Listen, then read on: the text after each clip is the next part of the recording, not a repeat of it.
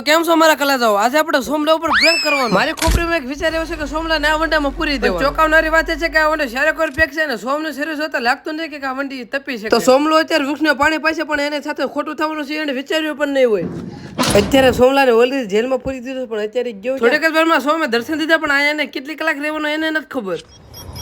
હું મારા ધાબા પરથી સોમ ઉપર નજર રાખતો હતો પણ સોમે કર્યા પાણા ઘા ને માંગ્યું પાણી. સોમના વંડામાં પીરો ને લગભગ 40 થી 50 મિનિટ ઓલરેડી થઈ ગઈ છે. ઉનાળાની ગરમી જોતા મને સોમ ઉપર જરીક દઈ આવીને મેં એને પાણીનો બાટલો દીધો. થોડેક મારા મનમાં બીક પણ હતી. ઉનાળાની ગરમી ને પાછું શરીર જાડું ઇન્જર્ડ થઈ ગયું શું કરું. એટલી વારમાં હું મારા દોસ્તર પાસે બેટ ને ડડો લઈ આવ્યો ક્રિકેટ રમવાનો પણ સોમનો પ્રેન્ક ચાલુ છે એ અંદર જ છે. વળે પાછું મને હક છું ને એને હાથ જોવા માટે ઉપર ચડ્યો પણ એને તો કાંઈક અલગ જ કર્યું. બ્લોક લાઈન મારી વાયા દોડ્યો હું આવ્યો હેઠ. સોમને લગભગ મેં અહીંયા 2 થી 3 કલાક રાખ્યો પણ હવે એને કરવાનો છે આદત પણ આ ખબર ભાગે છે હું એટલી જ વારમાં નો થવાની થઈ ગઈ. બાજીમાં પલટો મારી ગયો મને કેમેરામેન અંદર પૂરી જેમ તેમ કરીને મેં ઠાર્યું તમે જરી કોમેન્ટ કરી નાખજો સોમલાન 24 કલાક પૂરું કે આ વિડીયોમાં 1000 લાઈક ને 2000 કોમેન્ટ આવી એટલે સોમલાન આપણે 24 કલાક આ વંડામાં પૂરી કરો. કોમેન્ટ તમારા હાથમાં છે.